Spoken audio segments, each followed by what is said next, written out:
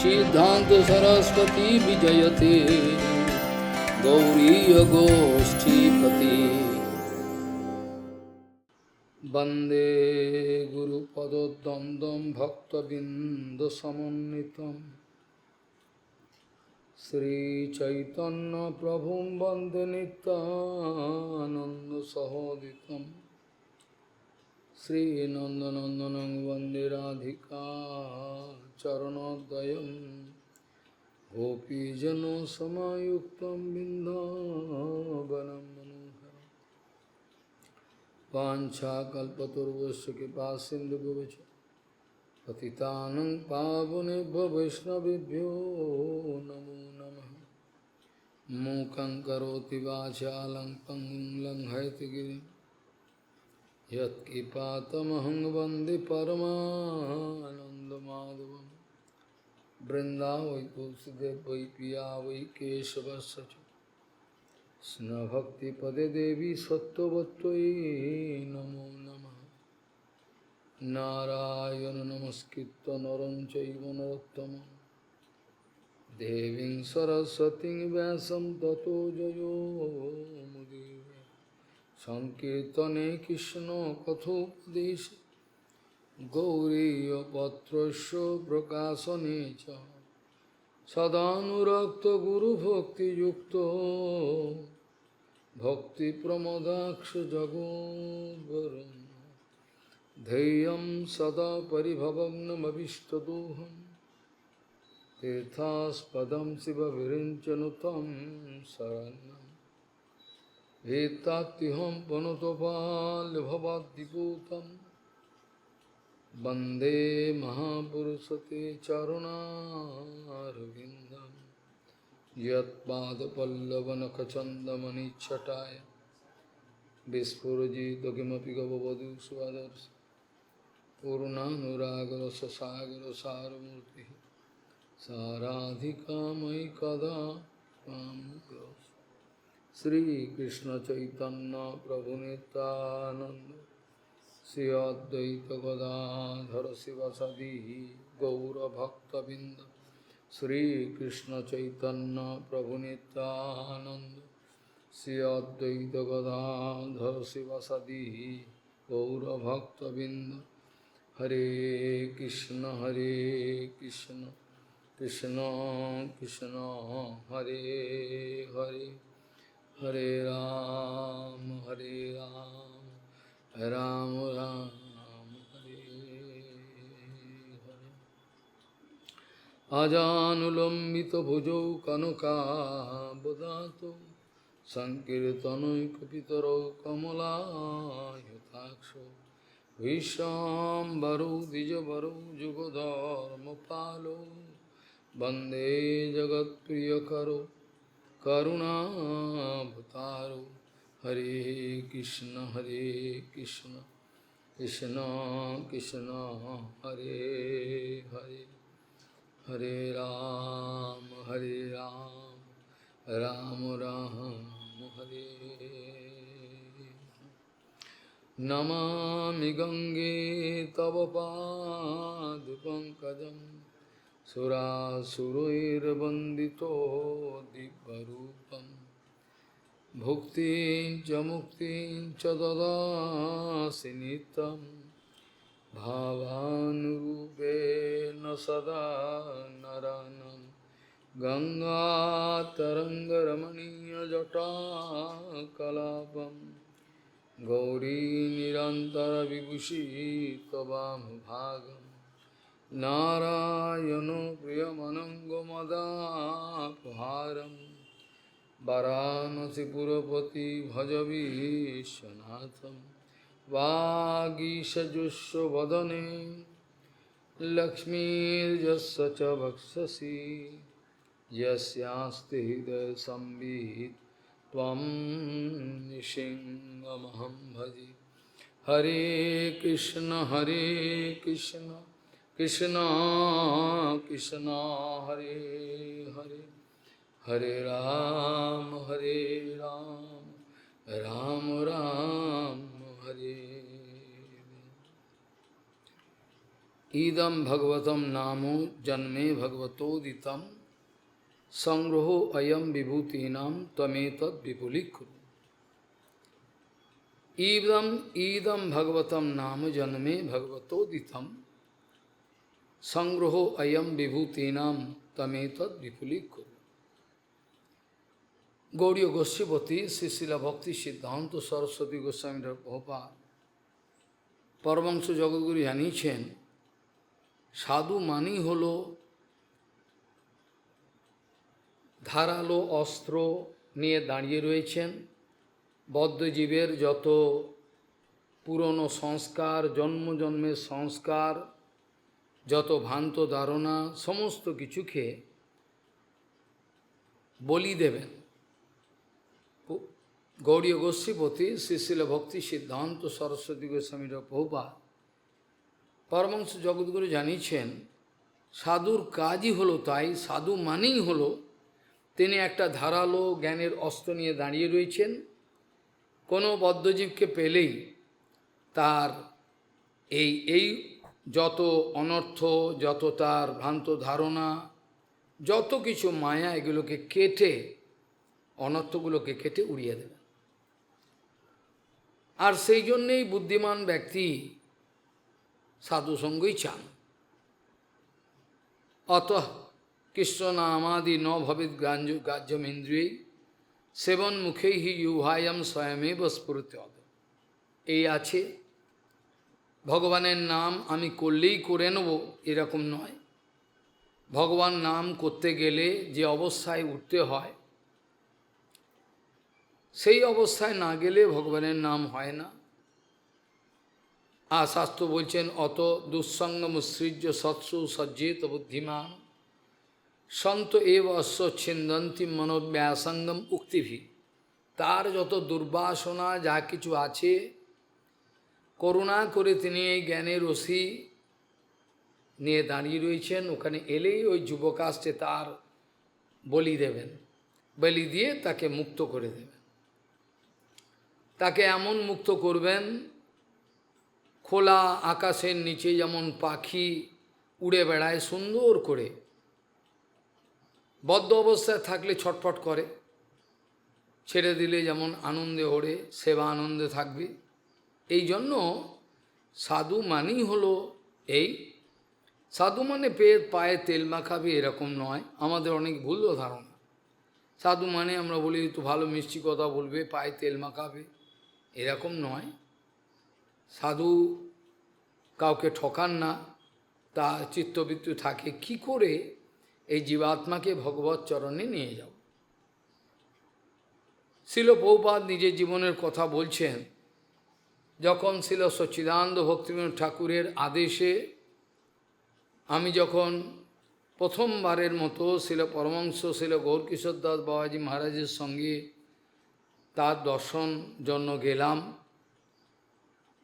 প্রথমেই যখন সেখানে গেলাম, তিনি প্রথম দর্শনেই আমাকে এমন উপেক্ষা করলেন যে আমার কোনো রকম মূল্যই নেই তার কাছে। না জানি তার কাছে কত মূল্যবান সম্পত্তি আছে, না জানি তার কাছে কত মূল্যবান সম্পত্তি আছে, যে আমার মতো ব্যক্তিকে তিনি তুচ্ছ জ্ঞান করে দিলেন। তুচ্ছ জ্ঞান করলেন, যেন আমার যা কিছু আছে এগুলোর কোনো মূল্যই নেই, এক পয়সা। এটা প্রমাণ করলেন। আমার বিদ্যাবত্তা, আমার ভালো কুলে জন্ম, আমার অর্থকড়ির অভাব নেই, দেখতে শুনতেও ভালো, এই সমস্ত কিছু দিয়ে আমি মনে করেছিলাম আমার বোধহয় সমাজে অনেক মূল্য আছে। বাস্তবিক পক্ষে প্রত্যেকেই কিন্তু একটা প্রতিষ্ঠা চান। যে বলেন প্রতিষ্ঠা চাই না, মিথ্যে কথা বলে। প্রতিষ্ঠা সবারই আছে। যিনি স্বাধীনতা সংগ্রামী তারও প্রতিষ্ঠা, যে কোনো অবস্থায় আছেন সবারই একটা প্রতিষ্ঠা আছেন। যদিও সেই প্রতিষ্ঠার কোনো মূল্য নাই, প্রতিষ্ঠা আছেন। প্রবাদ বললেন যে কিভাবে তিনি আমাকে উপেক্ষা করলেন, আর আমি তার চরণে আশ্রয় নেব, তার থেকে মন্ত্র গ্রহণ করে আমি আমার ভজন জীবন করব অপূর্ব, কিন্তু তিনি আমাকে কিছুতেই গ্রহণ করতে চাইতেন না। একবার দুবার নয়, 17-18 বার তিনি করলে, 18 বারের শেষের দিকে তিনি রাজি হয়েছিলেন, তাও এমনি নয়। যখন আমি এতবার উপেক্ষিত হলাম, হয়ে উপেক্ষিত হয়ে আমার ভিতরের বাস্তবিক পক্ষে প্রভুপাদের কোনোই অহংকার ছিল না। তিনি বলছেন এতবার উপেক্ষিত হয়ে তার দ্বারা আমার ভেতরের অহংকারের যা কিছু ছিল, কিছু অবশেষ সবই শেষ হয়ে গেল। তিনি আমাকে যখন এরকম বারবার উপেক্ষা করছেন, শেষবার আমি বললাম, আপনারা তো যার উপাসনা করেন তিনি তো লোককে ঠকান, তাই তার গুণ আপনাদের মধ্যে এসছে, লাগবে না, আমার দীক্ষা লাগবে না, আমি চললাম, গঙ্গায় ঝাঁপ দেবেন। প্রভুপাদ ছুটলেন, ছুটে গিয়ে গঙ্গায় ঝাঁপ দেবেন। এই সময় বাবা, পরমহংস বাবা পেছনে দৌড়াচ্ছেন, ডাকছেন এসো। এইভাবে চরম পরীক্ষার পর ছিল রামানুজাচার্য পেয়েছিলেন বিশেষ মন্ত্র। পরীক্ষা না করে গুরু বৈষ্ণব কিছু করেন না। পরীক্ষার সময় আমাদের ধৈর্য টলেই যায়, আমরা ধৈর্য রাখতে পারি না, আমরা মনে করি এত নিষ্ঠুর, এত কিন্তু তা নয়, সম্পূর্ণ বিপরীত। এইভাবে শেষের বারে তিনি মন্ত্রলাভ করলেন। এবং এটাও আশ্চর্য ব্যাপার যে পরমহংস বাবার শিক্ষাগত বাহ্য দৃষ্টিতে কোনো যোগ্যতা নাই, তিনি আমাদের সর্বশ্রেষ্ঠ পৃথিবীর মধ্যে পণ্ডিত ভক্তি সিদ্ধান্ত সরস্বতী বিমলা প্রসাদ, তিনি তার থেকে দীক্ষা গ্রহণ করলেন। এর দ্বারা একটা ইভলিউশন সৃষ্টি করলেন, একটা আন্দোলন সৃষ্টি হয়ে গেল। তার মানে হলো অপ্রাকৃতিক জগতের প্রবেশের ক্ষেত্রে বাহ্য শিক্ষাগত যোগ্যতা, শারীরিক সৌন্দর্য, সমতা, বিদ্যাবত্তা বা ভালো বংশে জন্ম, এগুলো কোনোটাই কাজে লাগে না। হনুমানজি মহারাজ বলছেন, আচ্ছা বলো তো, আমরা কোন বংশে জন্মগ্রহণ করেছি? আমরা কি বড় কুলে জন্মগ্রহণ করেছি? আর দেখতেই বা কেমন সুন্দর আমাকে, আমরা কি বড় কুলে জন্মগ্রহণ করেছি? দেখতে কি পয়সা করি বা কী আছে, বিদ্যা তো নাই। যদি আমরা জানি হনুমানজি মহারাজ যাই বলুন দৈন্য করে, জ্ঞানীনাম বরিষ্ঠম, আমরা এই কথা জানি। উনি বলছেন আমি মেনে নেব তা তো নয়, তিনি বলছেন কি জ্ঞান আছে, কিচ্ছু নাই। তাহলে কি করে লক্ষণ অগ্রজ শ্রীরাম আমাদেরকে গ্রহণ করলেন কি করে? আমরা বানর জাতি। অর্থাৎ ভগবত কৃপা প্রাপ্তির ক্ষেত্রে এই বিষয়গুলো কোনোটাই বিরাট বিষয় নয়। কার প্রতি তার করুণা হয়, যে করুণা ডিম্যান্ড আছে, কথাটা আমার মানে বুঝতে হবে, অনুভব করতে হবে। যিনি দম্ভে স্ফীত হয়ে রয়েছেন, যার করুণার প্রয়োজনই নেই। প্রভুপাদ এই কথা হরিকথা অনেকবার বলেছেন। যিনি করুণার ভিখারি, যিনি মরে যাচ্ছেন, পারছেন না লজ্জায়, কৃষ্ণদাস কবিরাজ গোস্বামী যেমন দৈন্য করছেন, এগুলো পুনঃ পুনঃ আলোচনা করলেও আমাদের মাথায় ঢোকে না। প্রভুপাদ বলছেন যার নিজের জীবনে ডিম্যান্ডই নাই, যার নিজের জীবনে কোনো চাহিদা নাই, আমি কৃপা পাব, তাহলে তিনি কি করে পাবেন? মহাপুরুষের সামনে থেকেও তো বঞ্চিত হতে হয়। তারা তো কৃপা দেওয়ার জন্য বসে রয়েছেন, কোলে তুলে নেওয়ার জন্য বসে রয়েছেন। যেখানে কালিমার ভক্ত রামপ্রসাদ বলছেন কোলে তুলে নিতে আয় মা, তা আমাদের বৈষ্ণব কি তার থেকে কম? এই তো শক্তি, বৈষ্ণবরাও তো শক্তি। তারা তো বসে রয়েছেন, তারা কোটি কোটি মা বাবার ভালোবাসা স্নেহ নিয়ে বসে রয়েছেন। কি করে আমার এই জীবাত্মা একে আমি কি করে বাঁচাবো? এমন অবস্থায় একে তুলব জগৎবাসী সবাই যেন ওর চরণে নত হয়। একে এমন অবস্থায় আমি তুলব এমনভাবে, কিন্তু ওর যেন অভিমান না থাকে। যতক্ষণ অভিমান থাকে ততক্ষণ ছিল গৌরকিশোর বাবাজি মহারাজ যেমন উপেক্ষা করছেন, বৈষ্ণবরাও এরকম উপেক্ষা করেছেন। যেমন বল্লভাচার্যকে মহাপ্রভু উপেক্ষা করেছেন বারবার। পরে যখন বুঝলেন দোষটা আমার, অভিমান সর্বথায় পরিত্যাজ্য। অভিমান থাকাকালীন অবস্থায় অপ্রাকৃত রাজ্যের গন্ধ পর্যন্ত পাওয়া যায় না। আরে প্রবেশ তো অনেক দূরের কথা। অপ্রাকৃত রাজ্যের গন্ধটা যেমন চৈতন্য চৈতন্য বলছেন না, কুকুর পর্যন্ত চৈতন্য মহাপ্রভুর চরণের সৌগন্ধ পায়, অথচ আমি পাই না। সেই চৈতন্য পদাম্বুজ মধুপেভ্য নমো নমঃ। কথঞ্চিত আশ্রয়াজ্যেষাম, বি কেয়ারফুল, খেয়াল রাখতে হবে। কথঞ্চিত আশ্রয়াজ্যেষাম, সামান্য পরিমাণে একটা বৈষ্ণবের আশ্রয় নিল, তাতেই চৈতন্য মহাপ্রভুর গন্ধ পাওয়া যায়। পরিপূর্ণরূপে যখন আশ্রয় নেয়, আমার বলিয়া যখন আর কিছু থাকে না, আমার বিবেক বুদ্ধি যেগুলো আমার বলে আমি রেখে দিয়েছিলাম বুদ্ধি খাটাবো বলে, সেগুলো সবই যখন আমার মস্তকটা যখন গুরু বৈষ্ণবের চরণে বিক্রি হয়ে যায়, তখন তো আর কোনো বিপদ নাই। আরে যে বুদ্ধিটা খাটাবো, মশারি খাটাবার মতো বুদ্ধিটা দিয়ে দিয়েছি, আর তো আমার নয় সে বুদ্ধিটা। আর কি দিয়ে আমি বদ বুদ্ধি আঁটবো? আমি তো আর পারবো না। আমি সব দিয়ে দিয়েছি তাকে, আমার অহংকার অভিমান যাকে সব তো তাকে দিয়েছি। অভিমানম পরিত্যাজ্য প্রাকৃত বপুরাদিষু, প্রাকৃত শরীর মন শরীর সংক্রান্ত যা কিছু যেগুলো নিয়ে আমি ব্যতিব্যস্ত হয়ে পড়ে রয়েছি, সেগুলো থেকে রেহাই না পেলে কোনোরকমভাবে আমার জীবন বাঁচার কোনো সম্ভাবনা নাই। প্রথমেই এই দিয়ে শুরু করা হলো,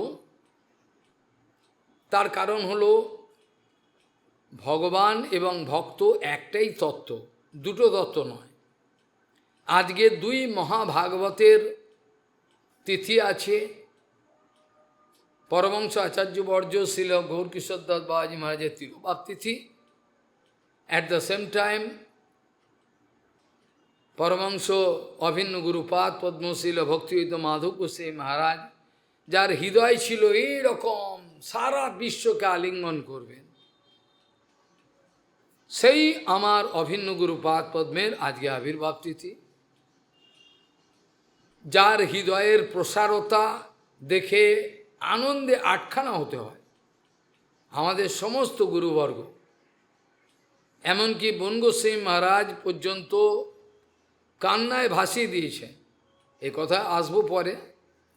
যখন প্রভুপাদের আবির্ভাব স্থল উদ্বোধন হলো, বিগ্রহ প্রতিষ্ঠা হলো, গুরুপাদ পদ্ম ছিলেন সবাই, তিনি তো থাকবেনই, তিনিই তো করেন এসব। বনগোস্বামী মহারাজ নিমন্ত্রিত হয়ে সেখানে গেছিলেন, সভাতে কথা বলতে পারছেন না, বুক ফেটে যাচ্ছে। আজকে আমার এই গুরু ভাই, যিনি প্রভুপাদের আদর্শকে এমনভাবে গ্রহণ করেছিলেন, এত তার আচরণ, এত তার বিবেচনা, এত তার গুরু ভাইগণের প্রতি ভালোবাসা, এত তাই বৃহৎ হৃদয়, তিনি আজ নেই সামনে, অথচ তারই প্রচেষ্টায় আজ আমাদের এই প্রভুপাদের আমরা আবির্ভাব স্থানকে উদ্ধার করলাম, চিরকালের মতো আমরা উপকৃত হলাম।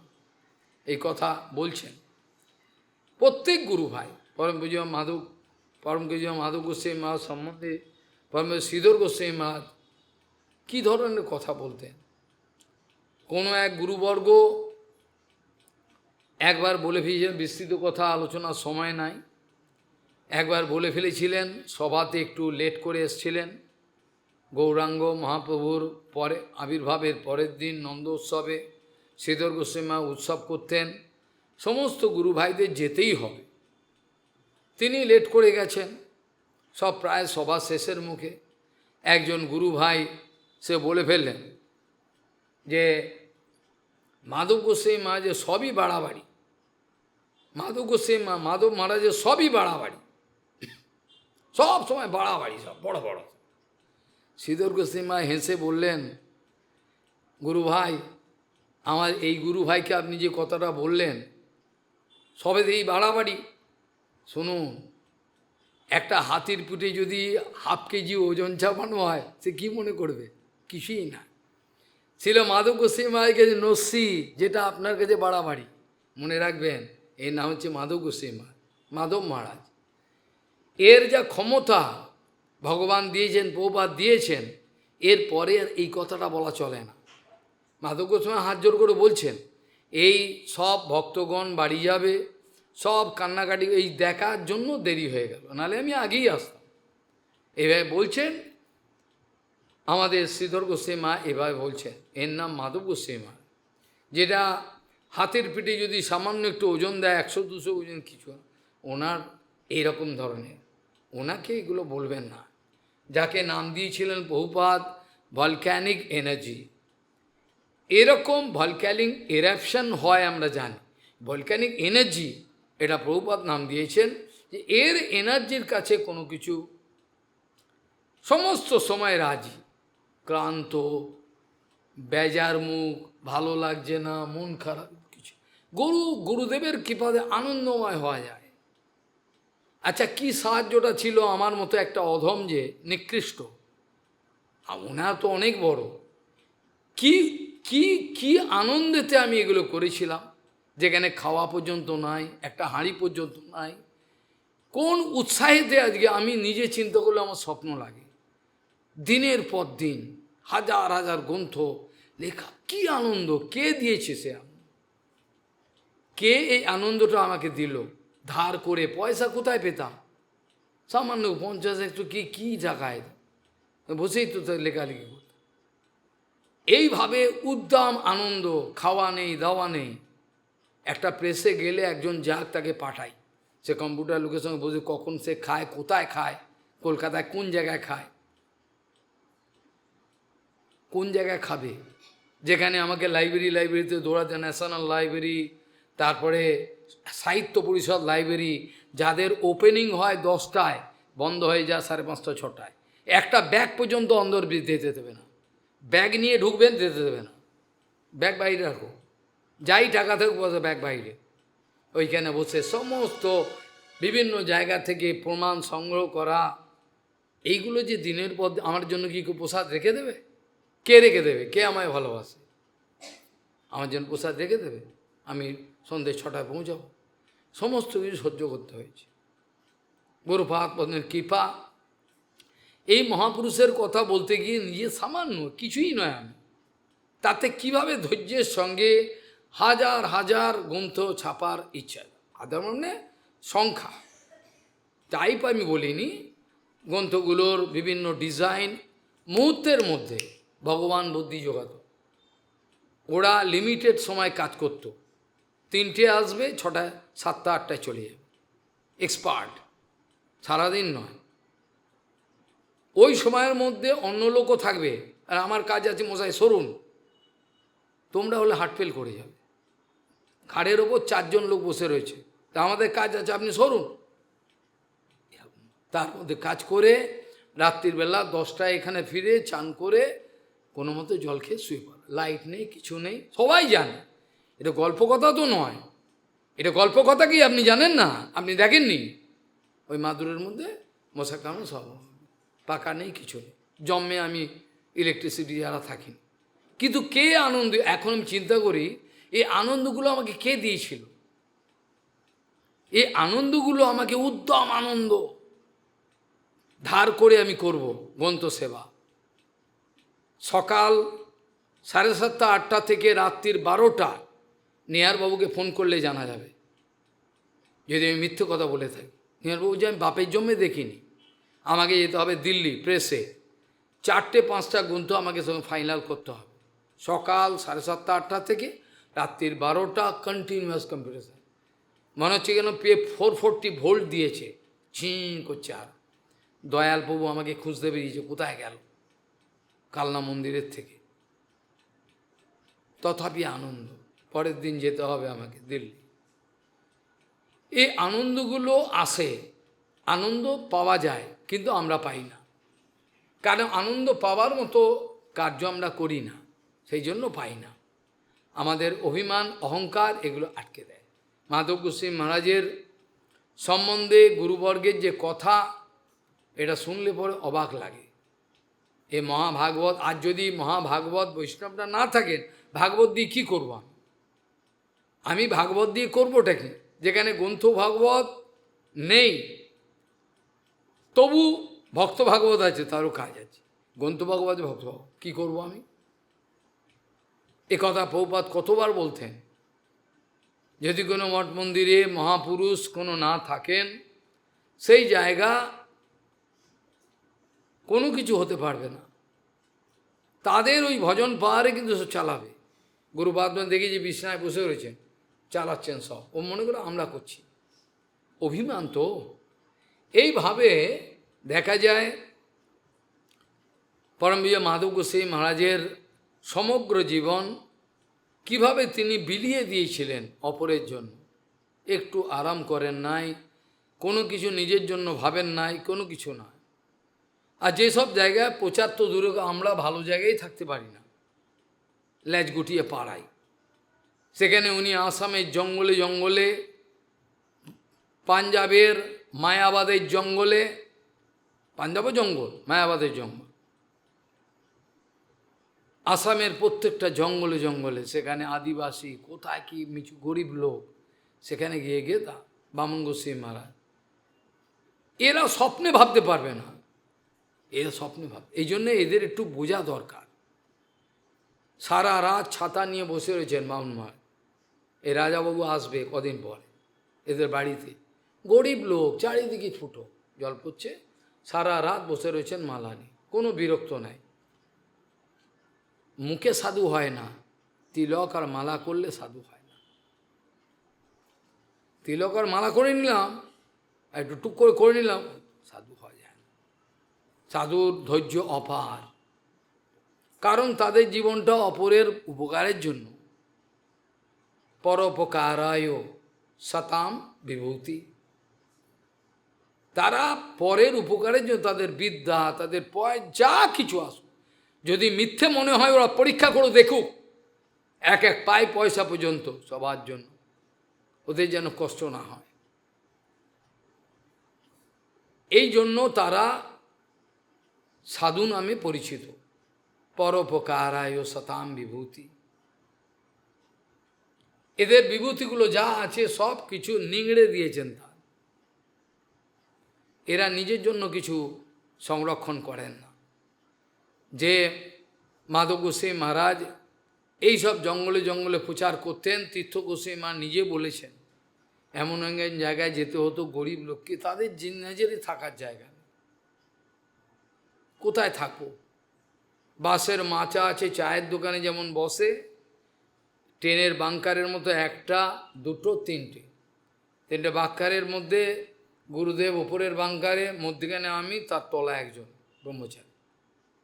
রাত্রিবেলা আওয়াজ পাচ্ছি সাপ যাচ্ছে নালা দিয়ে, শোঁ শোঁ, তথাপি ভয় নেই, গুরুদেব আছেন। ওটা তো ওনাদের মহাপুরুষের জীবন, আমার জীবনও তাই হয়েছে।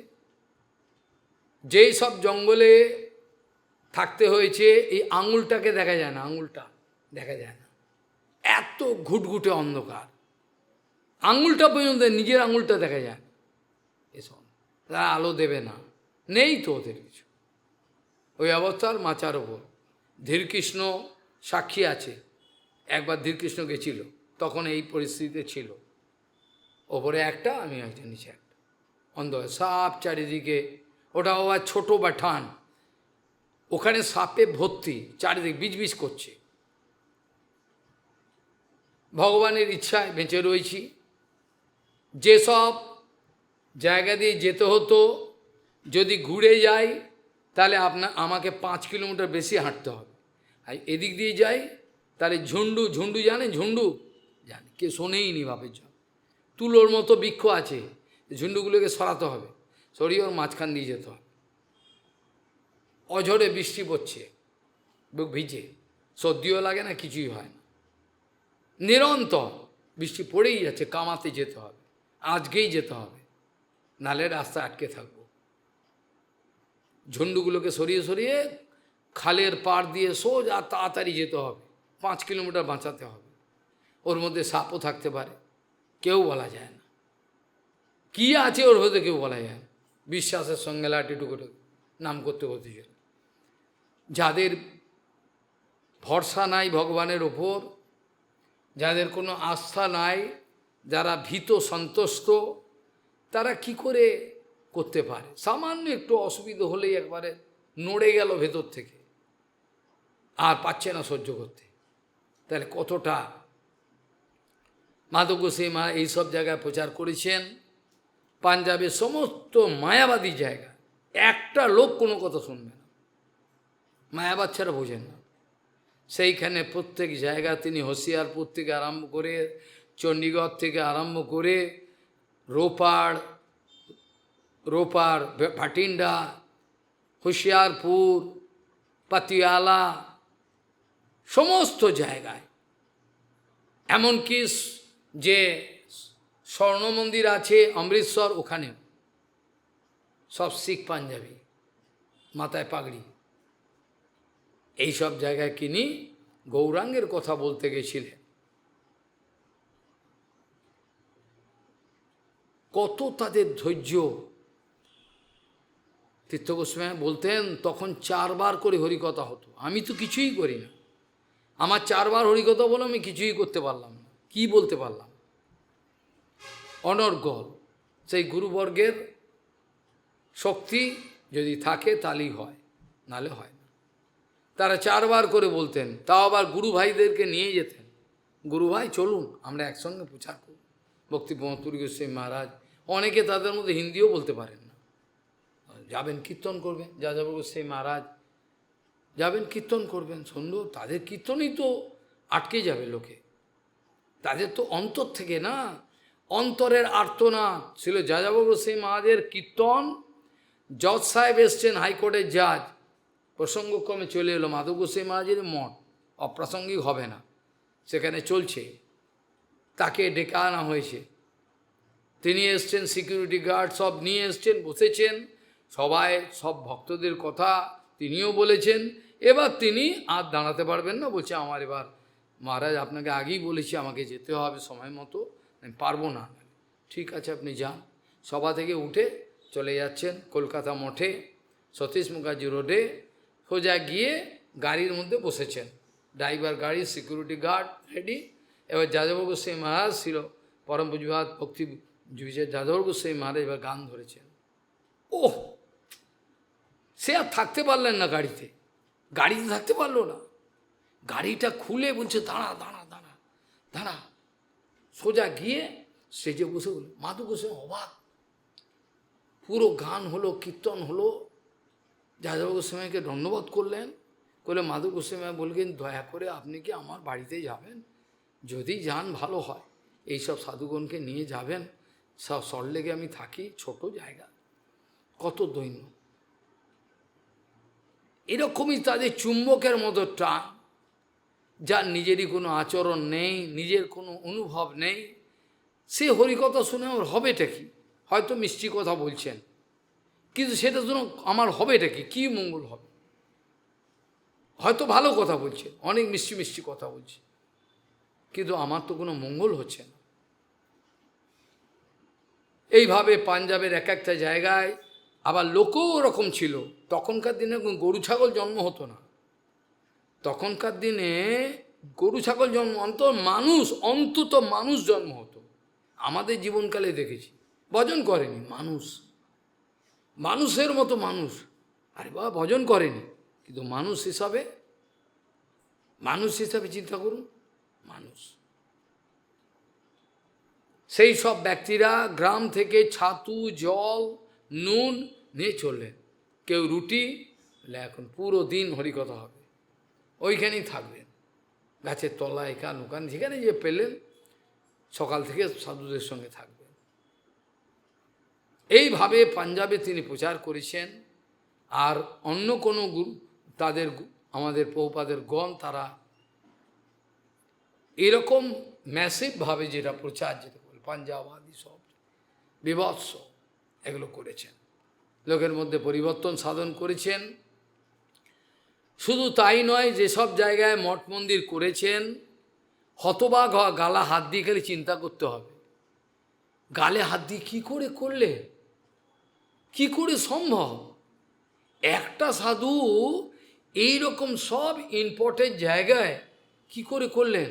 কলকাতায় সতীশ মুখার্জি, ওরে বাপ রে বাপ, আসামে পল্টন বাজার, ওরে বাপ রে বাপ, যেখানে একটা পিন রাখার জায়গা নেই, একটা পিন, পল্টন বাজার মঠ। চণ্ডীগড়ে 20 সেক্টর 20B, যেখানে একটা পিন রাখবার জায়গা দেবে না, কেন? এটা প্ল্যান্ট সিটি। জয়পুর, চণ্ডীগড়ের প্ল্যান্ট, সরকার কোনো কথা শুনবে না। রাস্তা থাকবে চওড়া, সমস্ত বড় কোটি কোটি টাকার মালিক তারা থাকবে, এলিতেলি ব্যক্ত থাকবে না। ব্যাঙ্গালোরে, চণ্ডীগড়ে, হ্যাঁ, তারপরে গুজরাটের কিছু কিছু জায়গা আছে, আশ্চর্য এদের ডেভেলপমেন্ট, এদের সেসব জায়গা তিনি মঠ। দেরাদুন, যেখানে জায়গা 1 ফোঁটা পাবে না পাহাড়ের গায়ে, DL রায় রোড, উড়িষ্যা, প্রভুপাদের জন্মস্থান। হায় হায়, মাথাটা ঘুরে যায়। আমরা এই সামান্য সেবা করতে পাগল, কিছুই করতে পারলাম না। কী করে মহাপুরুষ করলেন 36টার মতো মঠ বিভিন্ন জায়গায়। হায়দ্রাবাদ এত ইম্পর্টেন্ট জায়গা। হায়দ্রাবাদকে এখন বলা হয় যে একটা সুপার সিটি পুরো ভারতবর্ষের মধ্যে। সেখানের যে ডেভেলপমেন্ট, সে অবস্থা, লোকে পাগল হয়ে যাবে। আমার একবার হয়েছিল হরিকথা, তাও বলতে দেবে না, যে টপিকসগুলো বলা হয়েছিল বলতে দেবে না, ওদের গোলামি আমায় করতে হবে, এইসব কথা বলতে দেবো না। যেসব টপিকস হয়েছে ও পড়েই মাথা খারাপ, এই সব টপিক্সের উপর বলবে আমাদের মঠে কোনো দিন আলোচনা, লোকের মাথা খারাপ হয়ে যাবে, ওনাকে ভালোবাসবে, তখন কী করব? এইভাবে প্রত্যেক জায়গায়, বৃন্দাবনের মধ্যে মেন জায়গায় যেটা রাধারানীর বাড়ি, প্রভাত বলেছিলেন, দিব্য চোখে রাধারানীর বাড়ি ছিল, সেইখানে করলেন। আর একটা মঠ পেলেন গিরি মহারাজের, যেটা বিনোদ বাণী বলা হয়, ওখানেও অনেক হরিকথা আলোচনা হয়েছে অনেক পূর্বে। তখন সেই সব গুরু ভাইরা ছিল, তাদের আন্তরিক সৌহার্দ্য ছিল, তখনকার পরিবেশ আলাদা ছিল। নিরন্তর বড় মাঠে তীর্থগোস্বামী বলছে আপনি ওখানে থাকুন, ভালো হবে। নিরন্তর হরিকথা, একটা প্রাণ সঞ্জীবনী শক্তি, কি আনন্দময় পরিবেশ। খাওয়া দাওয়াটা, থাকা, আরাম করাটা, সম্মান, এইটি কি বড় কথা? এটা তো বড় কথা নয়। এইভাবে তিনি যখন প্রভুপাদের একটা ঘটনাই বলতে সময় চলে যাবে, আমি আর কত কথা বলব। খালি প্রভুপাদের আবির্ভাব স্থলীকে যে উদ্ধার করেছিলেন, সে ঘটনা শুনলে মাথা খারাপ হয়ে যাবে। পুরো কবজা করে রয়েছেন এক বিরাট ধনী ব্যক্তি, তিনি প্রপার্টি ছেড়ে দেবেন, কিন্তু গুন্ডা ভরে রয়েছে, চারিদিকে গুন্ডা, ওইখানে বস্তি বাড়ির মতো। মাধব গোস্বামী মহারাজ যখন ধীরে ধীরে সেই মালিকের সঙ্গে কথা বলে জায়গা কিনলেন, বললেন কেনার পর কিন্তু আমি পজেশন দিতে পারবো না মহারাজ, আগে বলছি টাকা আমাকে দিতে হবে, টাকা আপনি দিতে হবে, আপনি পজেশন পাবেন, আপনি পজেশন পাবেন কিনা আমি কিন্তু গ্যারেন্টি দেবো না। রাজি আছেন? না, রাজি আছে, আপনি নিন, টাকা নিন, আমি লিখে দিন। সেইটা নিয়ে কত কেস চলল। গুন্ডাদেরকে তিনি হাত জোর করে বললেন বিনম্রভাবে, গলায় কাপড় দিয়ে, আপনারা এখান থেকে যদি যান, আমি আপনাদের যাওয়ার সব টাকা পয়সা সব ব্যবস্থা করে দেবো, এটা আমাদের গুরুদেবের আবির্ভাব শান্ত, নিশ্চিত করে, এত বিনম্রভাবে, যদি যান ভালো হয়, আমরা জোর জবরদস্তি কোনো কিছু করতে আমরা সাধু, আমরা মারামারি করব, যাব না এখান থেকে, কি করার করে নিন। এরম ভাবে মাধব গোস্বামীর সঙ্গে কথা বলছি এই ভাষায়, যেখানে এত বিনম্রভাবে। শেষে কি করেন, একে তো ওই কেস চলছে, তারপরে গুন্ডাগুলোকে তাড়াবার কেস, উচ্ছেদ কেস, সমস্ত চলছে। আর তার সঙ্গে পেছনে লেগে রয়েছে এক অসুর আচার্য, তার নাম করা যাবে না। তিনি চাইছেন মাধব গোস্বামী মহারাজ কী করে এই জায়গাটা না পান, কি করে ভক্তি মাধব গোস্বামী মহারাজ জায়গাটা যেন না পান। তিনি কি করলেন, যখন আমাদের ফাসলা কোর্ট থেকে যখন ফাইনাল রায় বেরোবে তার 3 দিন আগে কি করলেন, স্টে অর্ডার করিয়ে দিলেন। ভালো করে খেয়াল করতে হবে, ভগবান কাকে বলে দেখুন, স্টে অর্ডার। এবার স্টে অর্ডার এমন অবস্থায় পড়ল যে হয়তো এমন দিনে করেছে তারপরে 2 দিন ছুটি, শনি রোববার চলে কিনা আমি জানি না, তখন ছিল কি 2 দিন ছুটি, আর সোমবারে রায় হবে। তাহলে ও ফাইল করে দিয়েছে কেস, এই পেপারটা জজ সাহেবের কাছে পৌঁছাবে, তিনি পড়বেন, তারপর অ্যাকশান নেবেন। এমনই বরাত কপাল বহুপাত সহায় যে রায় হয়ে গেল, তারপরে পেপার গিয়ে পৌঁছলো দুপুর 3টের সময়, তখন রায় দেওয়া হয়ে গেছে, আর রায় ফেরানো যাবে না। তাহলে ওই অসুর এত টাকা খরচা করে স্টে অর্ডার করলো, পারলো না। তাই বলে যে তার ভাষায় মাধব মহারাজকে জব্দ করো, মাধব মহারাজকে জব্দ করো, মাধব মহারাজকে আমি ট্যাঁকে রাখি, এই ভাষা বলতো। মাধব মহারাজকে আমি ট্যাঁকে রাখি, কত লোকের সঙ্গে আমার জানাশোনা, পারল না। যখন ভগবান গুরু বৈষ্ণব সাহায্য করেন, তখন সারা পৃথিবী এগেনস্টে গেলেও কিচ্ছু করতে পারে না। গুরু কি পাহি কে বলাম, কীভাবে তিনি করলেন। তারপর যখন গুন্ডারা হাত জোর করে এসে মাধব গোস্বামী মহারাজকে বলছেন, মহারাজ যা হয়েছে হয়েছে, আপনি যা আমাদের দেবেন বলেছিলেন দিয়ে দিন, আমরা চলে যাব। মাধব গোস্বামী মহারাজ এবার ভান্ডার থেকে কাঁচকলা নিয়ে এসে এক একজনকে কাঁচকলা দিচ্ছেন, যা কাঁচকলা শঠে ষাঠ্যাম, তিনি কিন্তু শঠতা করেননি, ভদ্রভাবে বলেছেন।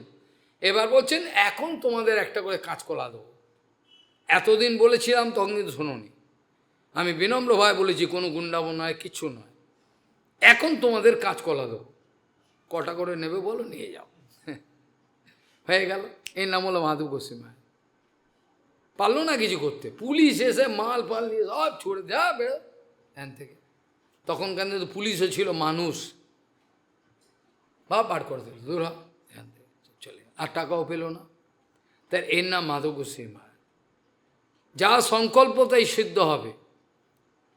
কোটি কোটি টাকা নিয়ে বসে রয়েছেন, তারাও কিন্তু এই জন্মস্থান নিয়ে মাথা ঘামান। কোটি কোটি টাকা তাদের গুনতে পারে না। আমরা যখন 1 টাকা 2 টাকা গুনি, ওদের এরকম কোটি কোটি টাকা গুনে। তারাও বসেছিল, কিন্তু তারাও পারেনি। সেই জায়গা উদ্ধার করলেন মাধব। এবার বুঝে দেখুন মাধব গোস্বামী মহারাজকে, এই সব মহাভাগবত যারা আমাদের সমস্ত উদ্ধার করবার জন্য প্রাণান্ত চেষ্টা করেছিলেন, তাদের আমরা স্মরণে রাখবো না? এতটা অকৃতজ্ঞ হব? আমি সেই বৈষ্ণবের ক্রিয়াকর্ম দেখব না? আমি দেখব না তারা কি করেছেন? আমার হৃদয়ে এত কঠিন বজ্রের মতো, তাদের দেখব না তারা কি করেছেন, কিভাবে আমাদের বাঁচাবার চেষ্টা করেছেন, রক্ষা করেছেন। ছিল গৌর কিশোর দাস, এই গেল অনেক কথা বলতে দাঁড়ালে শেষ হবে না, বলতে দাঁড়ালে চলতে থাকবে, রাত কাবার হয়ে যাবে। আজ ছিল গৌর কিশোর দাস বাবাজি মহারাজের তিরোভাব তিথি। আমাদের স্বাভাবিকভাবে প্রশ্ন ওঠে, আমরা গৌর কিশোর দাস বাবাজি মহারাজকে পরমহংস আচার্যবর্য কেন বলবো? উনি কোথায় প্রচারে গেছিলেন? তুই প্রচারে গেছিলেন কি কোন জায়গায় যান? তাকে আচার্য বর্জ্য বলবো কেন? হ্যাঁ, কারণ আছে, তাকে আচার্য বর্জ্য বলতে হবে। তিনি বাহ্য দৃষ্টিতে কোনো প্রচারে যান নাই, কোনো লেকচার দেন নাই। তার এক একটা বাক্যের মূল্য আমরা দিতে পারবো না জন্ম জন্ম। তিনি সন্ন্যাস নেননি, তিনি পরমহংস আচার্যবর্য কী করে হলেন? তিনি কোনো শিষ্য আদি করে মঠ মন্দির স্থাপন করেন নাই।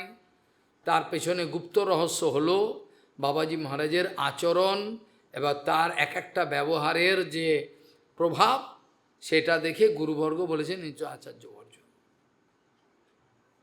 আচার্যবর্য প্রথম প্রভুপাদের দর্শন থেকে আরম্ভ করে প্রভুপাদ বুঝতে পেরেছেন এই মহাপুরুষের কাছে কি আছে। না জানি এই মহাপুরুষের কি আছে, এত মূল্যবান সম্পত্তি, যাকে আমরা বাইরের দৃষ্টিতে ভিখিরি মনে করি। কখনো উলঙ্গ, কাপড় নেই, দৌড়াচ্ছেন, বংশী বটে ডাকে রাধে রাধে, কখনো বা এখানে এই কীর্তন প্রভুপাদ লিখে নিয়েছিলেন, পেছনে পেছনে গিয়ে পুরো নামটা শুনে প্রভুপাদ লিখে নিয়েছিলেন, এগুলো লিখে নিয়েছিলেন। আর এই প্রভুপাদ বলছেন একদিন সানন্দ সুখদা কুঞ্জে, তখন কৃপা করেছেন তিনি, তারপরের কথা, একবার গেছি, সেখানে গিয়ে দেখি বাবা পরমহংস বাবা বসে রয়েছেন, ভক্তিবিনোদ ঠাকুর ভেতরে আছেন, আমাকে কিছু পাথরের টুকরো, কিছু ভাঁড়, এইগুলো কয়েকটা জিনিস নিয়ে আমাকে বললো, আমি তোমাকে এগুলো দিলাম, তুমি এগুলো রাখো।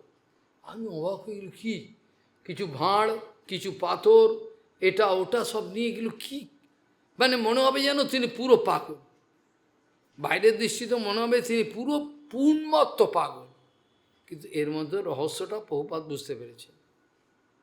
আমরা যেটার কোনো মূল্য দিই না, কিন্তু বাবার কাছে অনেক মূল্য সেগুলো।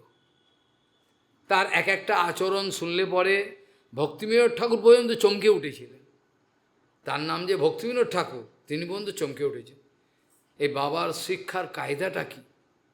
ওপার থেকে একদিন ফ্রেঞ্চ কাট দাড়ি করে তিনি গিলে করা পাঞ্জাবি এবং ধুতি পরে এলেন, কোঁচা ধরে।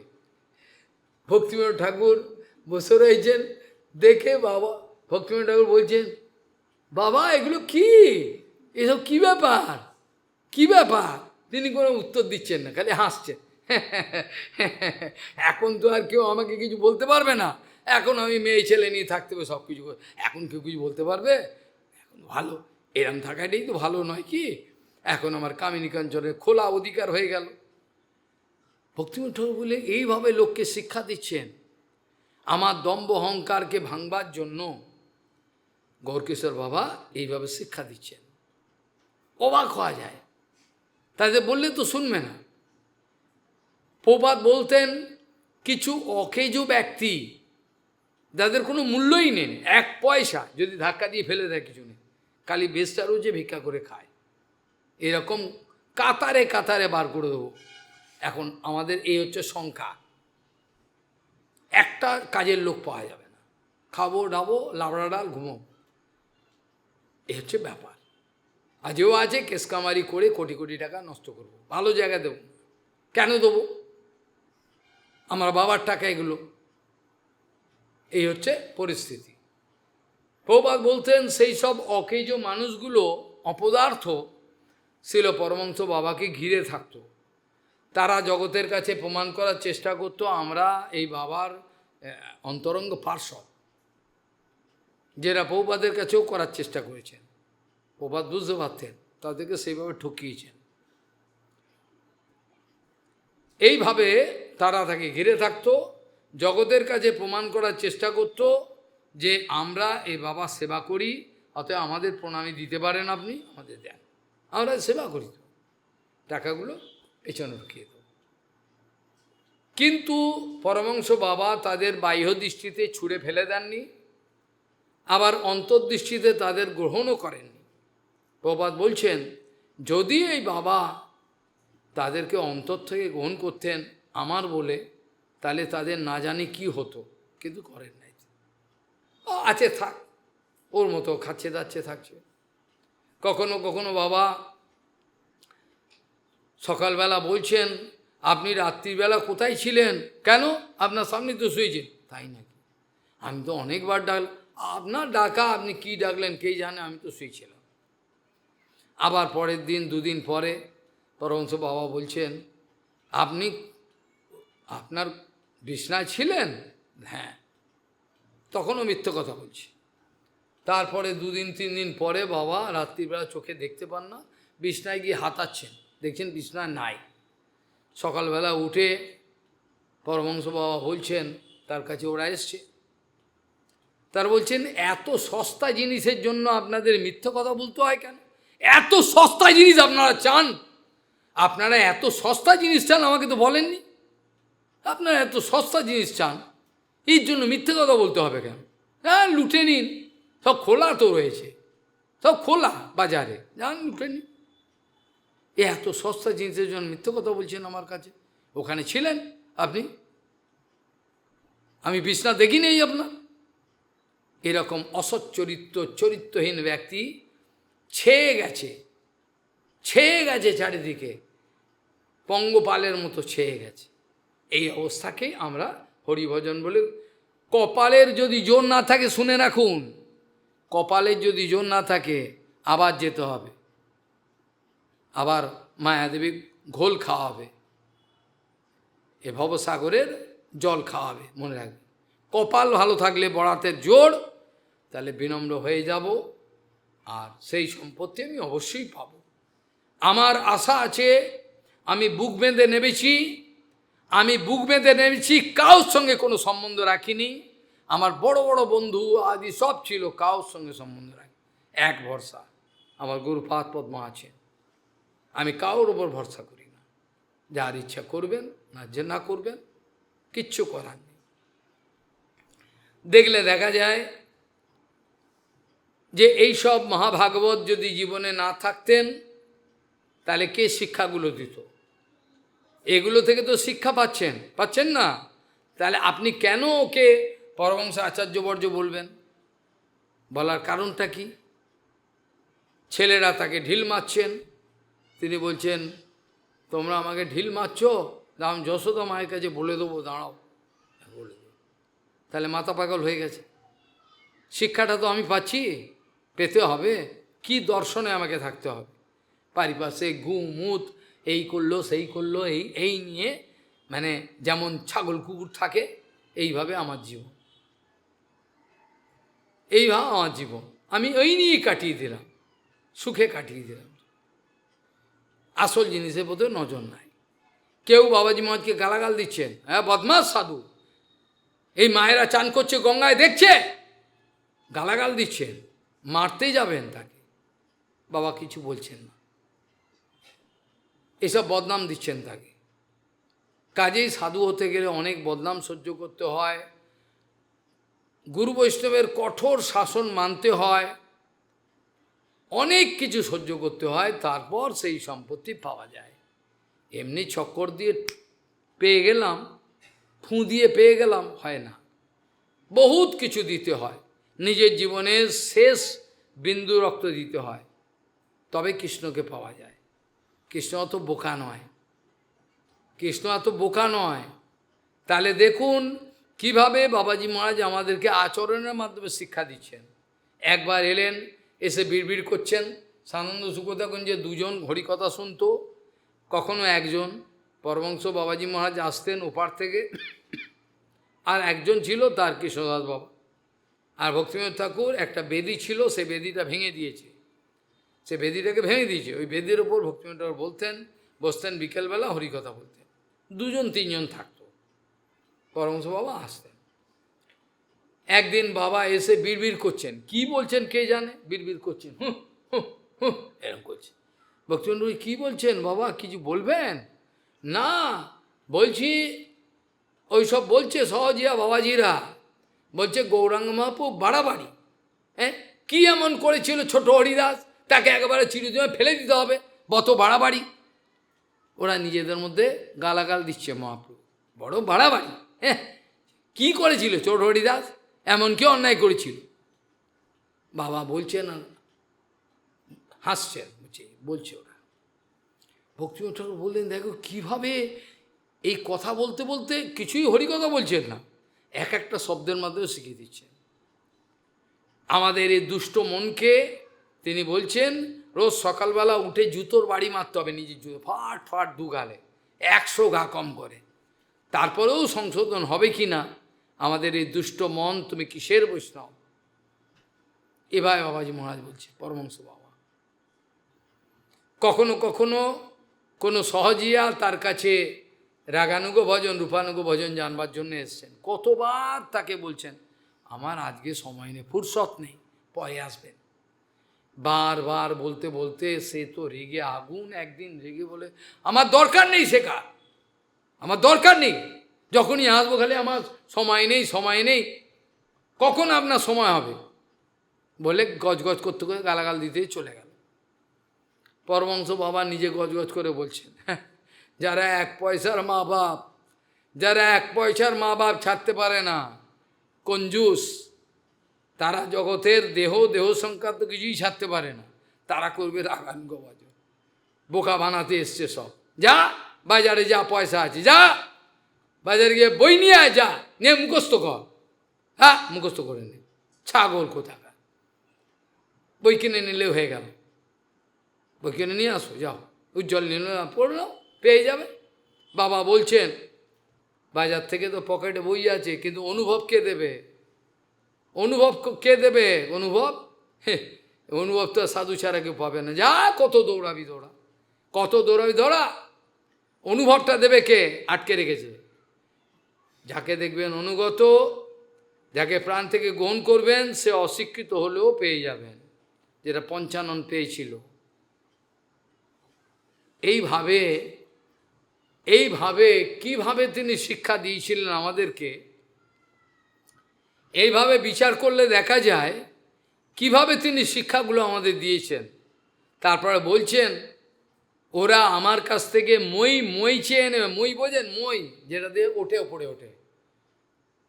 পরমহংস বাবা বলছেন ওরা এত চতুর, আমার কাছ থেকে মই চেয়ে এবার দোতলায় উঠবেন, দোতলায় উঠে আমার কৃষ্ণের মাথায় মলমূত্র ত্যাগ করবেন। এসব জানোয়ারগুলো, এরা আমার থেকে মই নেবেন, এ উপরে উঠো, উঠে এবার কৃষ্ণের মাথা, আমার কৃষ্ণের মাথায় মলমূত্র ত্যাগ করবেন। এই হচ্ছে এদের প্ল্যান। এবার বুঝতে পারছেন কেন তাকে পরমহংস আচার্য বলছে? বলো তো, কেন তাকে পরমহংস আচার্য? বুঝতে পারছেন? প্রভুপাদকে বলছেন আমার প্রভু কখনোই কলির ব্রহ্মাণ্ডে যাবেন না, কাউকে শিষ্য বানাবেন না, আর কাউর সঙ্গ করবেন না। প্রভুপাদ তিনটেই পালন করেছেন। প্রভুপাদ বলছেন এত উচ্চ সঙ্গ এই পরমহংস বাবা আমাকে দিয়েছেন, যার ফলে জগতের কোনো লোকের সঙ্গ করার রুচি নাই আমার। যারা উচ্চ সঙ্গ পায় তাদেরকে যদি নিচু সঙ্গ দিয়ে নেবে না, ঘৃণা করবে। এইটা তো সৎসঙ্গের ফল। যখন সৎসঙ্গ হয় না তখন অনেক ব্যভিচার হয়ে যায়। আমি চাইছি না, কিন্তু হয়ে যায়, আমি আটকাতে পারি না। কিন্তু যদি বাস্তবিক সাধুসঙ্গ হতো তাহলে কিন্তু একটা ব্যভিচার করার ইচ্ছা হতো না। জীবন এমন নির্মল হয়ে যাবে, হতো কল্পনা করা যায়। এত শক্তি চলে আসতো, এত শক্তি, এত প্রখর বিচার চলে আসতো, যেটা স্বপ্নে ভাবা যায় না। কিন্তু দুর্ভাগ্য, তার হওয়ার ছিল, হবে, কিচ্ছু করার নেই, আটকাতে পারবে না। পরমহংস বাবা এইভাবে তিনি জগৎকে শিক্ষা দিতেন। লোকের অত্যাচারে তিনি পাবলিক ল্যাট্রিন, পায়খানার মধ্যে ঢুকে পড়তেন, ঢুকে দরজা বন্ধ করে নাম করতেন, কেউ যেন বিরক্ত না করে। আর বিমলা প্রসাদ সরস্বতী যখন সেখানে গেছেন দর্শন করতে, করা নাচ্ছেন, খবর পেয়েছেন বাবা ভেতরে, খুলবেন না। পরে বলছেন বাবা আপনি কি আমাকেও, বাবাজি মা আপনি আমাকেও ঠকাবেন? আমি আপনার দাস বিমলা প্রসাদ এসছি, আপনি দর্শন দেবেন না? বলতে বলতে দরজাটা একগাল হাসতে হাসতে দরজাটা খুলে দিলেন। এসে তাকে নিয়ে বসলেন। আমার প্রভু এসছেন, আমার প্রভু, বসুন বসুন। তারপর বললেন ভাগবতের একটা শ্লোক বলুন তো দেখি। শ্লোক বললেন প্রভুপাদ। বলার পরে তিনি বলছেন আচ্ছা এটার অর্থ বলুন তো দেখি, সুন্দর শুনি। অর্থ বললেন, বাবা খুব সুন্দর হয়েছে, এত সুন্দর অর্থ হলো। আচ্ছা আমার প্রভু যদি এর অর্থটা এরকম হতো কেমন হতো? বলে প্রভুপাদ বলছেন আমি মাথা খারাপ হয়ে গেল। এরকম একটা ব্যাখ্যা করলেন। প্রভুপাদ বলছি কী করে করলেন তিনি? বাইরের দেশ তো লেখাপড়া নাই। তা বলছে সত্যিই তো, তার পক্ষেই তো ব্যাখ্যা করা যাবে, কেন তার হৃদয়ে তো কৃষ্ণ বসে রয়েছেন, তার হৃদয়ে কৃষ্ণ বসে রয়েছেন, তাই তিনি ব্যাখ্যা করবেন না আমি করব? কৃষ্ণ তো ভেতরে বসে রয়েছেন, কৃষ্ণ ব্যাখ্যা করিয়ে দিচ্ছেন। প্রভুপাদ বলছেন একদিন পরমহংস বাবাকে দর্শন করতে গেছি, তিনি আনন্দে আমার সামনে বসে কি করলেন, পায়ের ধুলোগুলো নিয়ে আমার মাথায় দিচ্ছেন, একবার করে নিচ্ছেন আর মাথায় নিচ্ছেন আর মাথায়, তার চরণের সমস্ত ধুলি আমার মাথায় দিলেন, অভিষেক করলেন। না জানি কি কারণে, নিশ্চয়ই তার কোনো অভিষ্ট আছে। যেখানে এই পরমহংস বাবার চরণ ছোঁয়ার সাহস কেউ করতো না। কেউ যদি জোর করে ছুতো, তোমার সর্বনাশ হবে, তো কেন ছুলে? এই অভিশাপের মানে হলো আশীর্বাদ, তোমার সংসার ঘুচে যাবে, তোমার সর্বনাশ হয় মানে তোমার সংসার ঘুচে যাবে। সেটা আমরা চাই না, আমরা তো চাই না। যে আমি নর্মদা নদীর ওখানে একটা ঘটনা বলেছিলাম, পুরনো হরিকথা অনেকবার বলেছিল। নর্মদার একটা গুফাতে, নর্মদার এপারে শহর হোসাঙ্গাবাদ, যেখানে যেখানে টাকা হয়, যেখানে টাকা ছাপা হয়, সেখানকার ল্যাবরেটরিতে কোনো সায়েন্টিস্ট ছিল, তার কারণ দরকার ছিল, ওইখানে যেতে হয়েছিল। ওখানে একদিন না দুদিন থাকতে হয়েছিল হোসাঙ্গাবাদ। আর সন্ধে হলেই কাজকর্ম শেষ, এবার নর্মদার তীরে ঘুরতাম, কত আনন্দ নর্মদার তীর, কি নির্মল জল, চান করতাম, জল খেতাম। ওপারে হচ্ছে বিন্ধ্যাচল পর্বত, নর্মদা মধ্যিখানে, এখানে সিটি, ওপারে বিন্ধ্যাচল জঙ্গল, হ্যাঁ বাঘ ভাল্লুক সব ভর্তি। সেইখানে এক সাধু, কি সাধু তা আমি জানি না, কোন সম্পদ তাও বলতে পারবো না, তিনি ওখানে গুফার মধ্যে ভজন করতেন, তাকে দেখাই পেত না। কদাচিৎ বাবাকে দেখলো, ল্যাংটো হয়ে দাঁড়িয়ে রয়েছে, কদাচিৎ, কেউ জানেই না কোথায় থাকেন, কি করেন, কি খান, কিছু জানেন। হঠাৎ এক নজওয়ান ছেলে, তার চাকরি বাকরি হয় না, অর্থনৈতিক কষ্ট, সে এবার কী করলো, নদী পার হয়ে বাবার ওই গুফাতে গিয়ে কান্না আরম্ভ করলো। বাবা বিরক্ত বোধ করি, কানে কেন রে, কী বাবা, কথা বলছেন না? বলছে আমাকে কৃপা করুন বারবার বলছে, বারবার এই কৃপা করে এই বিরক্ত করছে। তখন তিনি আশীর্বাদ করে, যা কৃপা কর দিয়া তেরা সংসার সত্যনাশ হয়ে যায়গা। এই বলেছেন, আরো জোরো করে কাঁদছে, হো করে, আরো বেশি করে। बोले कि क्या हो गया, क्या हुआ? तो आशीर्वाद कर दिया ना, ऐसा कृपा नहीं चाहिए। कैसा कृपा चाहिए? सुख संपत्ति आए घर का, कष्ट मिटे तन का, जय जगदीश आए, ऐसा कृपा नहीं चाहिए। मेरे को मालामाल कर दो बाबा, मेरे को मालामाल कर दो, मैं चाहता हूँ माल। बा साधु बोलছেন, पहले क्यों नहीं मना, पहले क्यों नहीं बताया, पहले क्यों नहीं बताया? जो मरने का कृपा चाहता है, ऐसा ही আমাদের এইটাই জীবন। আমরা দেখব কোথায় কি সুবিধে এইসব, কিন্তু আমার জন্য যে একটা গুপ্ত রহস্য অপেক্ষা করছে, যে সম্পত্তি কোটি জন্মে আমি পাইনি, আমার সৌভাগ্যক্রমে আমি এখন প্রভুপাদের বংশেতে চলে এসেছি, ঘটনাক্রমে ঘুরতে ঘুরতে। আর এই বংশেতে এখনো পর্যন্ত নির্মল ভক্তিবিনোদ ধারা প্রবাহিত হচ্ছে বলে আমি বিশ্বাস করি। হয়তো গুপ্তভাবে, তাকে আমরা চিনি না, এইভাবে প্রবাহিত হচ্ছে। এইখানে যদি আমি ঠকে যাই, তাহলে আর 14 ভুবনে সব জায়গায় আমার লাথি খেতে হবে, কোনো জায়গায় আমার স্থান হবে না। এইভাবে মহাভাগবত আর এই ভাগবত দুটো অভিন্ন। এই জন্য এই দুই মহাভাগবতের সম্বন্ধে সামান্য কিছু স্পর্শ করতে হলো। এখন আমাদের বিগত দিনের আলোচনা একটা বাকি রয়ে গেছিল, যে তিনাদবী শ্লোক বাস্তবিক কার আছে, এটা আমরা জানতে চাই বিজ্ঞান ভিত্তিকভাবে, মুখে বললে চলবে না। বিজ্ঞান ভিত্তিকভাবে আমরা প্রমাণ চাই যে তিনাদবী কার আছে। অনেকে বলছেন যিনি কড়া কথা বলেন তা তিনাদবী নাই, অনেকে বলছেন যিনি মিষ্টি কথা বলেন, বিনম্র ভাব দেখান, তিনি নাকি তার তিনাদবী আছে। তো এরকম তো অনেক। এর বাবাও নাকি গালাগাল দিয়ে বলেছেন, একটা অমানুষ তাকে বলছে ইনি একমাত্র সাধু, গৌরীমঠের কেউ সাধু নেই। ভালো হয়েছে, এর বাবা গালাগাল দিয়ে বলেছে। তো কি খারাপটা কি বলা হয়েছিল? খারাপ তো কিছু বলা হয়নি, অবিবেকের আনন্দ, ঠিকই তো তাই। যদি কারোর বাবার ক্ষমতা থেকে প্রমাণ করুক আমি মিথ্যে কথা বলেছি, বিবেকের আনন্দ, বিবেক কখন হয়? ভক্তি হলে বিবেক হয়। ভক্তি পরেশান ভব বিরক্তির অন্যত্ব চৈষতি কালহা প্রপদ্যমানস্য যথাশ্নতঃ সুতুষ্টি পুষ্টি, এগুলো কোথায়? ভাগবত থেকে। কারণ প্রমাণ দিক, তার ভাষণটাই প্রমাণ দিক। তোর বাবার যদি এরকম ক্ষমতা থাকে, ভাষণটাকে আমার সামনে ব্যাখ্যা করুক, যে কি ভাষণটার মধ্যে আছে, ওই ভাষণটায় কি আছে, কি আছে যার জন্য এত হাততালি পড়লো, কি আছে আমাকে প্রমাণ করে দিক, পড়ে একটা একটা লাইন পড়বে আমাকে বুঝিয়ে দেবে, বলবি, ক্ষমতা থাকলে বলো কি আছে ওই ভাষণটার মধ্যে। কিছু কর্ম, কিছু বুজুরুকি, এসব কথা, একটাও তো ভক্তির কথা ছিল না, একটাও তো সত্যি কথা ছিল না।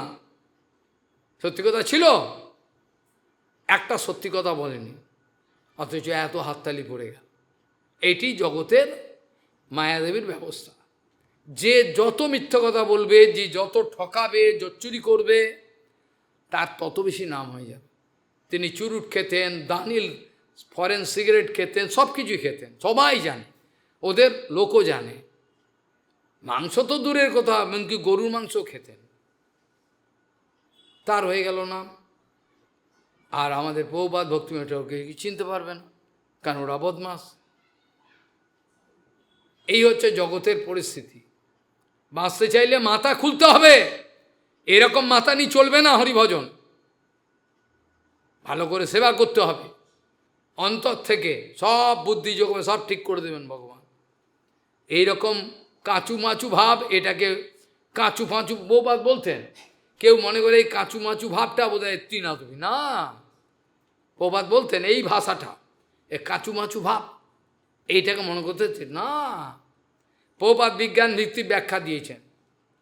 তিনি বলছেন যে সাধুর জীবনে বিন্দু মাত্র কোনো লাভ পূজা প্রতিষ্ঠার গন্ধ পর্যন্ত নেই, তিনি জীবনে কাউর পায়ে তেল মাখাননি, আর মাখাবেন না। ইচ্ছা হলে করো, যাও।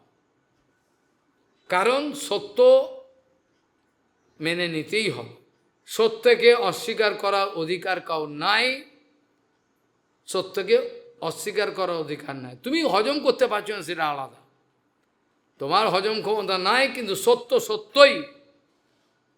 যেটা দেখে গৌতমী মুনি খুশি হয়ে বলেছিলেন, কাকে? জাবাল সত্যম খান। তিনি একটা লক্ষণ দেখেছিলেন, তুমি কেন মিথ্যে কথা বললে? হ্যাঁ আমার ভুল হয়ে গেছে, বলতে হবে সত্য কথা, আমি ভুল হয়ে গেছে, আমি জানি না, মিথ্যে কথা বলার অধিকার নেই। এক মিথ্যে থেকে 10টা মিথ্যে চলে আসবে, এগুলো সিমটম, শূদ্রের লক্ষণ। মিথ্যে কথা বলেন, লোকান, এড়িয়ে যান, এগুলো শূদ্রের লক্ষণ। আমরা শূদ্র হতে আসেনি, আমরা কম করে পারমার্থিক ব্রাহ্মণত্ব লাভ করব, তারপর আমরা গিয়ে পরম সাধু হব, বৈষ্ণব। যেটা বলেছিলেন গৌতমী মুনি, ব্রাহ্মণে আর্যব সাক্ষাৎ, শূদ্রে অনার্যব লক্ষণ।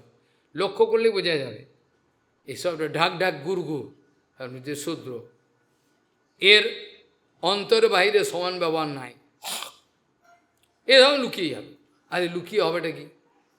লুকিয়ে হবেটা কি? হ্যাঁ আমার দোষ আছে, এই আমি কি করব বলুন, আপনি ছাড়িয়ে দিন আমায়, হয়ে গেল, ব্যাস মিটে গেল।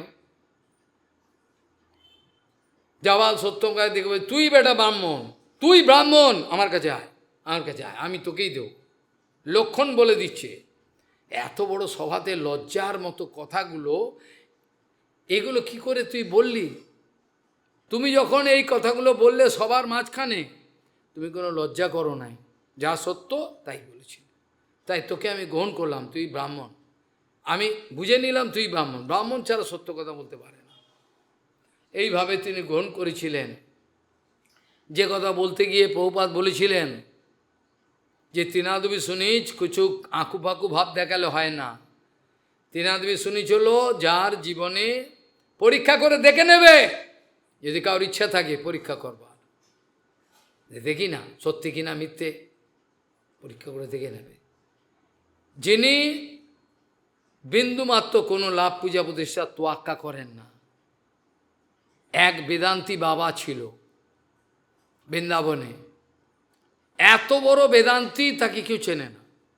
আমিও এমন সাধুর সঙ্গে মিশেছি, এমন সাধুর সঙ্গে, তিনি রুটি বানিয়েছেন, আমি খেয়েছি, সাহায্য করেছি, ভিখিরি একদম। এখানে তোমরা থাকবে না, দেখলে এখানে কেউ থাকে এইসব জঙ্গলে। সে বাবাকে বলতাম, বাবা আজকে এই অধ্যায়টা পাঠ করো তো হিন্দিতে। বাবা बैठ जाओ, थोड़ा पाठ सुनाओ, बहुत दिन सुना नहीं, बोला बैठ जा, बहुत आराम। সুন্দর ভিক্ষা করে খান, কেউ জানতেই পারবে না। আর যেগুলো ফুম ফুম মানে সফরি ফরফর আয়াতে, পুঁটি মাছ ফরফর করে জলেতে, অল্প বিদ্যা ভয়ঙ্করী।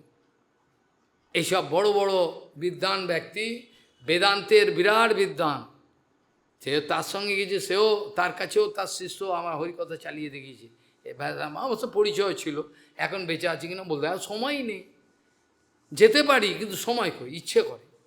আমাদের গৌড়ীয় সম্প্রদায় নেই, কিন্তু পাক্কা সাধু, সব ঠক জোর করে যা যা যা যা, এই রাধাকুণ্ডের আচার্য আছে গোসাই, ওর কাছে যা, আমাকে কিছু নেই। এত সুন্দর বেদান্ত জানেন, কল্পনা করা যায় না। বেদান্তের দিগ্গজ পণ্ডিত, দিগ্গজ পণ্ডিত, কখনো কাউর কাছ থেকে কিছু পাওয়া নেওয়া, টাইটেল এসব চেষ্টা করেন। তার নাম ছিল আনন্দ গোপাল। গুরু মহারাজের তিথিতেও তিনি, আবির্ভাব তিথিতে তিনি লিখেছিলেন একটা লেখা, এটা এখনও আছে। আর আরেকজন পণ্ডিত ছিলেন বেদান্তের, তাকে পণ্ডিত সমাজ চিন্তা করলো যে এনাকে একটা উপাধি দেওয়া দরকার। তো তার কাছে গিয়ে বলছেন, সব দল বেঁধে গেছেন, ও যে कैसे कैसे आना पड़ा, कैसे कैसे आना पड़ा। बोले कि जन्य एसছেন আপনারা? बोले आपको हम लोग एक टाइटल देंगे। सभा बुलाया, उसमें वेदांतों का। रेगे आगुन, भागो यहाँ से, भागो यहाँ से, जाओ, तुम्हारा टाइटल लेके तुम जा, घर जा, भागो, टाइटल নিয়ে চল যা। আমি কোনো টাইটেল পাওয়ার জন্য বেদান্ত করি নাই। আমার প্রভু, আমি বেদান্তের মধ্যে প্রভুকে দেখতে পাই, আমার দরকার নেই। যো এখান থেকে, দূর হয় এখান থেকে। টাইটেল দেবে বেটা, হ্যাঁ হ্যাঁ, টাইটেল দেবে, টাইটেল দিয়ে আমি ঝুড়ে খাবো জল, বেটা কি করবে? প্রভুপাদ বলতেন, যার জীবনে লাভ পূজা প্রতিষ্ঠার গন্ধ পর্যন্ত নাই, তিনি হচ্ছেন ত্রিনাথ। কেন? বিজ্ঞান ভিত্তিক অঙ্ক করে বুঝিয়ে দিই। যার লাভ পূজা প্রতিষ্ঠার আশা থাকবে, সে কখনোই নিরপেক্ষ হতে পারবে না, সে সমন্বয়বাদী হতেই হবে তাকে। যিনি লাভ পূজা প্রতিষ্ঠা চান, তিনি নিরপেক্ষ সত্য কীর্তন করতে পারবেন না, ভয় এসে যাবে, ভয় এসে যাবে। একমাত্র নিরপেক্ষ সত্য কীর্তন করা যায় তখন, যার ভয় বলে কোনো কিছুই নাই তার জীবনে। নির্ভীক, যে নির্ভীক, কোনো পয়সা অর্থ করি মালা কোনো কিছু দেবে, টাইটেল দূর দূর হয় থেকে, তিনি ছাড়া প্রভুপাদ বলতেন অপ্রাকৃতিক জগতের সত্য কথা কেউ বলতে পারবে না। আর যিনি অপ্রাকৃতিক জগতের সত্য বলতে পারবেন না, মহাপ্রভুর নিয়মে তৃণাদবি শুনেছেন তরুর বিষয়সীন আমানীন মানদিন কীর্তনীয় সদা হরি। তাহলে হরি কীর্তনের যোগ্যতাতে মহাপ্রভু দেখিয়ে দিচ্ছেন, তারপরেও বুঝতে পারছি না। মহাপ্রভু বলছেন তৃণাদপি, তিনের থেকেও, তিনের মতো হলো আবার ছাগল এসে খেয়ে নেবে, আবার যদি কেউ পা দিয়ে মারায় আবার মাথাটা উঠে যাবে ঘাসের। ওই জন্য এমনভাবে কাটতে হবে ঘাসটা, মাথা তুলে দাঁড়াতে। তাহলে মহাপ্রভুর তৃণাদপি শ্লোকের প্রমাণ, মহাপ্রভু বলছেন তারই হরিকীর্তন হরিকথায় অধিকার আছে, যিনি তৃণাদপি, অর্থাৎ তিনি এক কথায় যাকে বলা হয় বাস্তবিক তৃণাদপি, তার অধিকার। তাহলে ঘুরিয়ে ফিরিয়ে প্রমাণটা কি হলো? মহাপ্রভু বলছেন যে তৃণাদপি, তার হরিকীর্তন অধিকার আছে।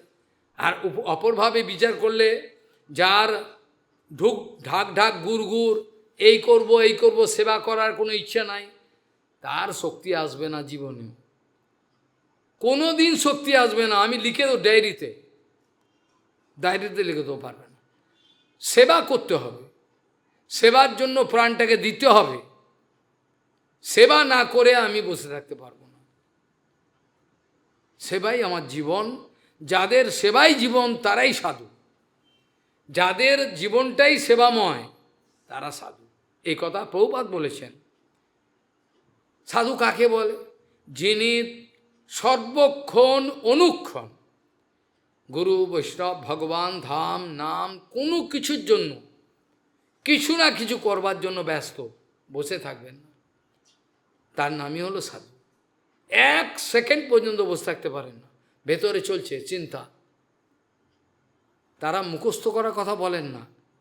যদি পরপর চেন ওয়াইজ কথা বলতে হয়, 150টা কথা বলতে হবে, কত মুখস্থ করবে? করে দেখাও। ভগবান হৃদয়ে বসবেন, গুরু বৈষ্ণব হৃদয়ে বসবেন, বলাবেন, বলবেন, আনালে কিচ্ছু লাভ হবে না। শরণাগত ভক্তের পিয়াইয়া প্রেম মত্ত করি মোরে, শুনো নিজ গুণগান। আমি কথা বলবার কে? যেটা রায় মহাশয় বলছেন, যেটা কৃষ্ণদাস কবিরাজ গোস্বামী বলছেন, রায় মুখে বক্তা স্বয়ং গৌর রায়। রায় মহাশয় বলছেন, আপনি আমাকে ঠকাচ্ছেন, আপনি আমার সামনে বসে রয়েছেন, আপনি আবার বলাচ্ছেন। আবার বলছেন, বাহ সুন্দর কথা বললে, এই কথাগুলো শোনবার জন্য আমি এলাম এত দূর, যে কারণে আমার সার্বভৌম পাঠালো, সার্থক হলো আমার আজকে সার্থক হলো তোমার সঙ্গে দেখা। এইসব আমি জানতাম না, এইসব তত্ত্ব সিদ্ধান্ত আমি শিখলাম। ভজন কি করে হয়, কে বলছেন? ভগবান। তাহলে দেখো মহাপ্রভু স্বয়ং কিরম তৃণাদ্বৈ দেখিয়েছেন। আর আমরা যদি তৃণাদ্বৈ না পারি তাহলে কি করে বড় হব? একটু সহ্য করতে হয়, বকবে, মারতে আসবে। সন্ত গোস্বামী তো খড়ম দিয়ে পেটাতেন। যেসব সন্ন্যাসী মার খেয়েছেন বলে খড়ম তুলে ভাটা ভাট পেটাতেন পিঠে, দূর হয় এখান থেকে, এরম ভাবে লাঠি দিয়ে পেটাতেন। কত সন্ন্যাসী মার খেয়েছে আমাকে বলেছে। আমাদের গুরুমা মারেননি, আমাকে বকেছেন, মার খাইনি। মার খেয়েছি বাপের হাতে, ও ধুম ধাম যখন যা পেরেছেন। তো যাই হোক, আজ এই পর্যন্ত চর্চার বিশ্রাম রাখা দরকার। আমাদের শুরু হয়েছিল কি শ্লোক দিয়ে শুরু হয়েছিল? কি শ্লোক দিয়ে শুরু হয়েছিল? ইদম ভগবতম নাম জন্মে ভগবতোদিতম, হ্যাঁ, সংগ্রহ এয়ম বিভূতি নাম তমেতৎ বিপুলিক করু। সবার মঙ্গল হোক। বাঞ্ছা কল্পতরুস্য।